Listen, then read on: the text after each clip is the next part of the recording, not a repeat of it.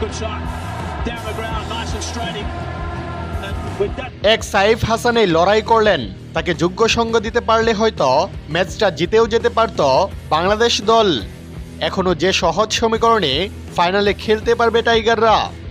দর্শক, বাংলাদেশের জন্য ম্যাচটা ছিল খুবই গুরুত্বপূর্ণ। আজ ভারতকে হারাতে পারলেই ফাইনাল নিশ্চিত হয়ে যেত টাইগারদের।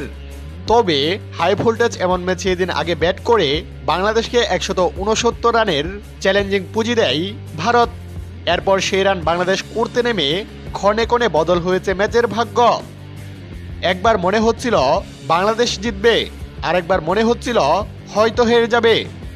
বলা যায় এদিন একাই লড়াই করেছেন বাংলাদেশের ওপেনার সাইফ হাসান।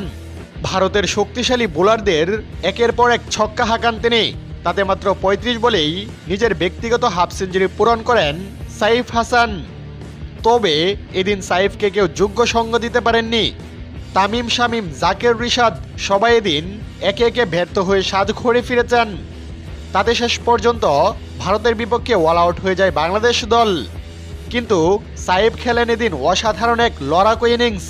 তবে তার ইনিংস কার্যকরী হয়নি, কারণ বাংলাদেশকে হেরেই যেতে হয়। এবার বাংলাদেশকে ফাইনালে উঠতে হলে পাকিস্তানকে হারাতেই হবে।